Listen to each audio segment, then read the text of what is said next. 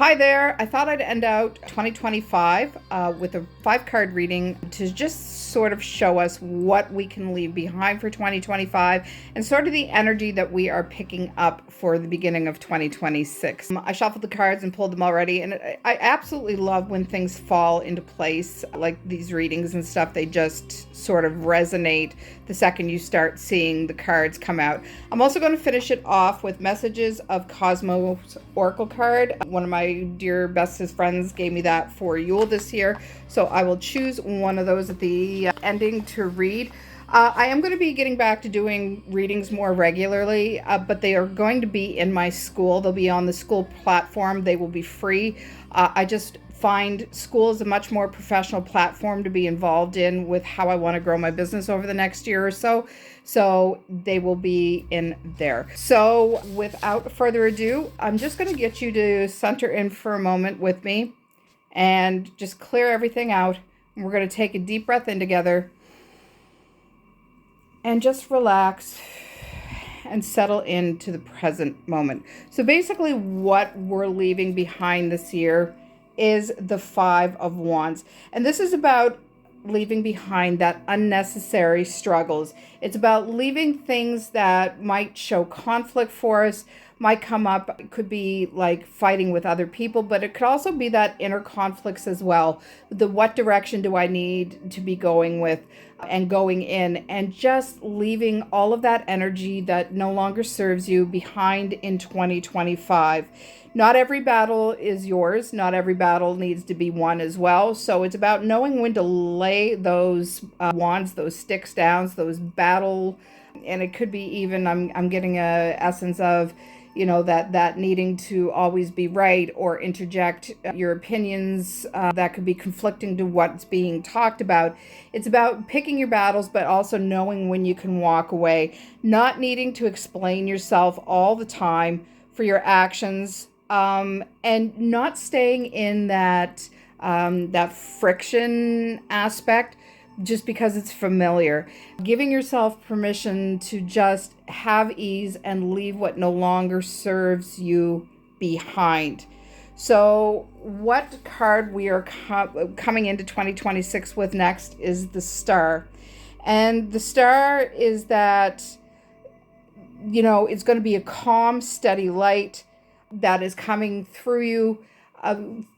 It's that beacon through the darkness of the universe, showing you that you have gone through some dark times, but it's safe to follow that light and to let that light in. This to me is also, I always see this in this deck as this being almost like Wonder Woman's lasso, the lasso of truth. So it's harnessing that personal truth that is yours and bringing that in for you as well. And it is about just knowing that you can make wishes and be as large as you want to. When we're dealing with ourselves and complexities of the physical body versus the energetic spirit body, it's really hard to sometimes plug into that we are wave and frequency. So literally, if we can think it, we can have it, because all things start as thought. So what does that mean? Just look around your room at the moment. I'm just looking at one of my singing bowls. And that had to have come out of somebody's head first to be crafted into this beautiful singing bowl and then be able to use to help people with resonance and frequency itself. But it started off as a thought. So everything in your environment started off as the thought. The windows, the door, the frame of your house, it was all an idea. The door in your apartment, your dishes, it was all a thought at some point that made manifest into the physical realm and the physical space. So if you can think it and dream it and feel it, you can have it. So this is about taking that wish and wishing upon the star and knowing that these frequencies can be yours. So what we're coming into next is ending chapters again, and that is the 10 of Swords. Endings of, painful chapters, releasing the grief. This is also about letting go of grief as well. You've done the heavy grieving, you've done that heavy work, and it's time to let that go and step into that new light. This is about knowing that you have come to the end. And it's the end, as I said, of a painful chapter, but it's also knowing that the healing is about letting your nervous system recalibrate and know it's safe. Letting that limbic system, that amygdala, the reptilian part of the brain, sit and just be. And you can regulate yourself through work and breath work to help soothe your nervous system, to know that it is in sort of a calmer time. So this could also be about where it's feeling like nervous system issues. It's in the traditional tarot, it's the swords are in the person's back. So if you can see that there, the 10 crows are the representation of swords in this. So if you can see those swords all taken out, and you need that huge exhale, you need that reset, you need to recalibrate, then you're coming into January knowing that you can start working on soothing that nervous system and bringing your state back to a state of parasympathetic rest and restore, that you don't need to constantly be in that fight or flight, that you can walk towards that sunset, walk towards that horizon, and know that it is safe for you to do so. If your body needs to shift, or you might need to breathe or take swallow, take a deepening, an expansion, just to recalibrate and know that you are moving in the right direction. And the right direction is basically, now that the swords have been removed, it's that healing and that internal peace and the movement forward. So that is great. So the next card we have here is the Queen of Pentacles. This is about safety and nourishment. So this follows up very, very well with this. Actually, it follows along with this as well, knowing how to, release the battles, inner and outer, and recalibrate. And if it was an outer battle, the battle wounds, battle scars, the resetting of the nervous system, knowing that you don't need to carry it with you anymore. And then the Queen is about that nourishment and safety. And this is about tending to yourself in real practical ways. So coming into that rhythm of intuition and actually listening to yourself and what your body needs and what you need to sustain. So is that more movement? Is it less movement? Is it more nourishing foods? Do you need to perhaps or want perhaps in your own environment clean up your diet, letting go of habits and things that you just are doing because that's the way you're used to doing it? Are you relying more on old past patterning, old paradigms, than stepping into a thought, a choice, and a decision? Once we make a decision, things can follow sort. Doesn't mean you're not going to screw up eventually or here and there, but once you make that decision, it becomes easier and easier and easier for you to stay on the track because the choice has been made. So really tend to yourself in the practical way. Pentacles is all about that earth energy, that rooted, that grounded. It could be about abundance as well. I love how the red sash is there in this card as well. So that to me is all about that rootedness, that groundedness. The Pentacles, sacral plexus energy, so that creativity, that real ability to check into what's going on around you. A lot of green, heart energy, of course, dealing with the earth, a lot of heart energy as well. And then the yellow is solar plexus. So it's almost like the fourth center down, this card is, but coming into that place of peace.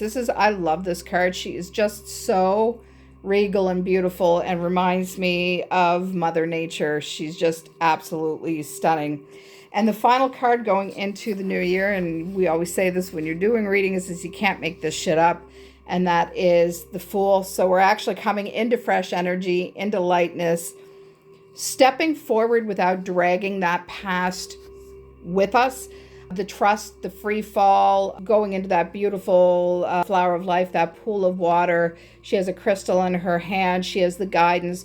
She has the courage to do it. So the courage of the free fall, the courage of that trust fall, that solar plexus energy, the courage coming back, leaning back into communication, stepping it forward, that flower of life, the sacred geometry of allness and what is there for us, and just allowing that that newness, that fresh energy of a new year, that reset.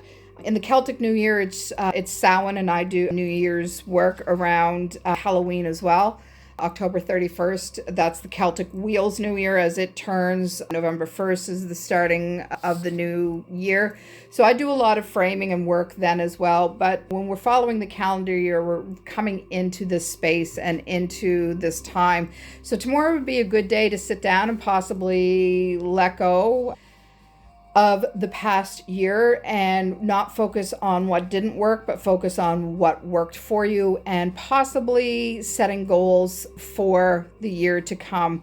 And, this doesn't have to be set in stone, but if there's some things that you really want to do for yourself, write them down, sort of mind map it out, do a map of how that's going to look.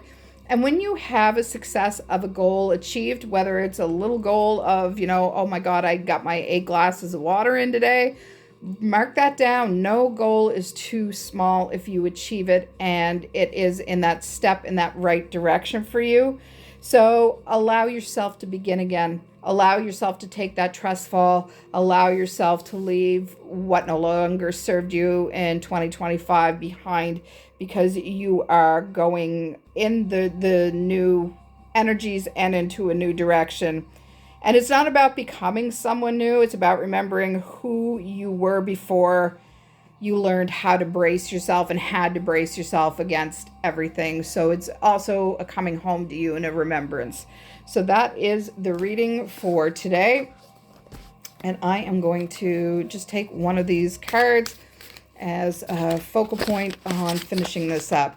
So I will pop the link below for Akasha's Healing Hive. As I said, I'm going to become more regular with doing the 2-card readings, Let It Go, Let It Flow, or Let It Go, Let It Grow, again on a regular basis, and they will be in there. I might on Facebook show you what the 2 cards are, just to try to bring people into the group.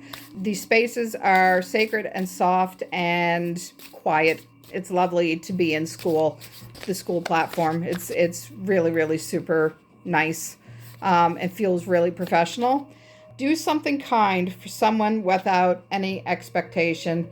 So this is about getting into that heart center. This is about holding on to that state of gratitude for all those around you. And when we dip into gratitude and help others from that heart space, that true wanting to do it rather than having to do it, there is that air of, I heard the word clearness, clearing of your own spirit and the energies around you that could be stagnant. Giving and gratitude is the ultimate state of receivership. So as you give and let go, you actually make space for yourself to bring in the new as well. So doing random acts of kindness for people and not expecting anything in return is a beautiful space to be in, because you end up by not expecting anything to return. That's where the magic happens, because you touch base into that pure energy and our pure essence, which is a vibratory field of gratitude and love. So I hope 2025 treated you well, and I hope that you are looking at releasing and trusting the new energy of the new year and making positive changes for yourself by letting go of the energy that no longer serves. Wishing upon that star, allowing the light to come through the darkness and allowing you to see for what things really are.